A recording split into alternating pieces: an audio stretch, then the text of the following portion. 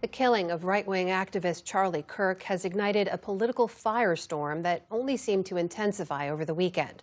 For more on that, we turn now to our Politics Monday duo. That is Amy Walter of the Cook Political Report with Amy Walter and Tamara Keith of NPR. Good to see you both. Good to be here. As you've reported, as you have seen, since Kirk's killing, the rhetoric, the finger-pointing have only gotten more intense. We saw folks like Utah Governor Spencer Cox calling on people to tone it down, but now we've also seen others, including President Trump, for whom Kirk's death is personal, we should note, who's been overtly blaming radicals on the left, as he calls it. Tam, put President Trump's response to this in the context of past responses I know you've reported on when it comes to political violence. Right. And President Trump has been all over the place in terms of how he responds. You might obviously remember the assassination attempt on him in Butler, Pennsylvania. And after that, a lot of his supporters immediately wanted to blame left-wing rhetoric. And President Trump was more restrained at that time and didn't really go there. And ultimately, we found out that the shooter didn't really have an ideology. He had President Biden on his potential target list as well. I went back to 2018, and there was a Republican supporter of President Trump who was sending bombs to Democratic lawmakers and also CNN. He was caught. The president praised law enforcement for catching him, but then he immediately turned to criticize the media for trying to say that the actions of one person were somehow should be blamed on either him or the Republican Party. He says we did not. He says that doing that, blaming a mass murder or blaming a crime on an individual or on a party, that would be wrong. Using that for political gain would be wrong. I'm reading this quote horribly.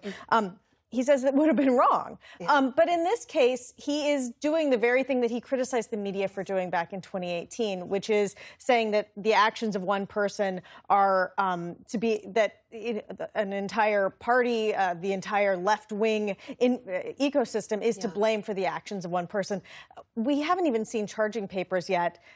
It's not clear precisely, and we may never know entirely because he's not cooperating, exactly what drove him. Amy, how do you look at this, and which of these responses is resonating more with Republicans? Yeah, well, it seems clear to me that we're now in this different era. There was a time, at least when I was younger, where if something like this occurred, if there were an assassination or assassination attempt, everybody knew where to go to get information.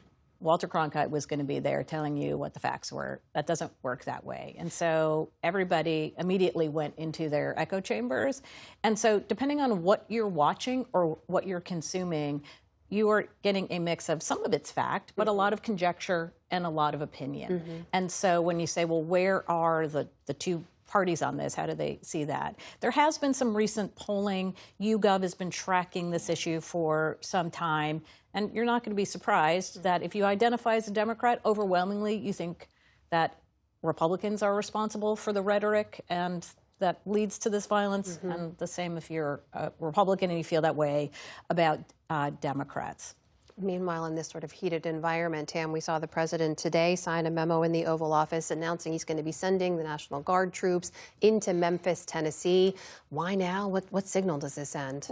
I think the why now is largely because he has support from Tennessee's governor, who says, come on down. President Trump has been saying that he wants to be invited. He's been invited. The mayor is less excited about this, to say the least. The mayor is a Democrat. But this is forming a task force. So it's not just the National Guard, which the governor could call up on his own, but the president's also bringing in ATF, FBI, that sort of alphabet soup of federal law enforcement. And in fact, the president said that the FBI has been operating in Memphis for some time now, leading into this. President Trump has been clear that D.C. was a test case and that he intended to expand it. He is now expanding it. He's also talking about Chicago, potentially St. Louis. This is not the end. This is just the next step at what the president is making it seem would be the early stages of a plan to target many cities in America. Yeah, and it it also addresses what many of the critics of the president have said, which is, oh, how come you're only going to blue states? Saying, well, I'm going to red states. We're going to Missouri, whether it's Missouri or not, but we're going to go to Tennessee, which obviously has a Republican governor. And a Democratic mayor. And a Democratic mayor. Yes. Absolutely. Absolutely. But it bypasses the challenge that he's had with blue states like Governor Newsom in California or Governor Pritzker in Illinois. Yeah. The other issue is it is very clear that Donald Trump would like to make crime and safety the centerpiece of the conversation that we're having, and the political conversation that we're having, certainly when you look at the midterms.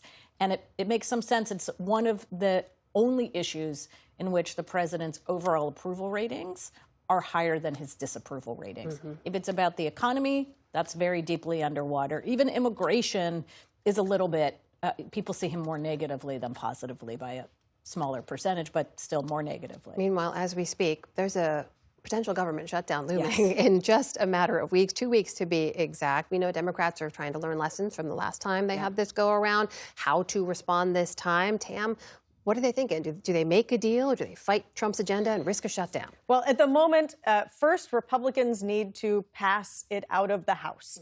And this has been a challenge in the past. But President Trump went on social media today to say failure is not an option.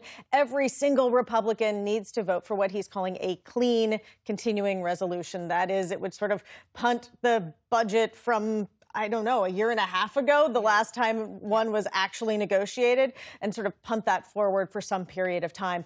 The thought that some Democrats are having is they don't want to give that away if it gets, assuming it does get to the Senate. And so one of the ideas that they're talking about is saying that funding for Obamacare, Affordable Care Act subsidies, healthcare subsidies should be restored.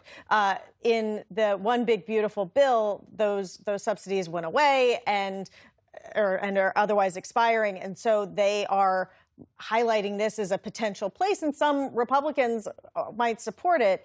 The real issue here is Democratic voters want a fight. Right. They want the fight, but at the same time, you have to know what your end game is and what your message is. And so Democrats getting on the same page saying this is a fight for health care, this is a fight to do this particular issue, and then being consistent about that. That is going to be another important thing to watch. I have a feeling we'll be talking about this more. I think we over will. the next couple of weeks. Amy Walter, Tamara Keith, always great to see you. Thank you. You're welcome.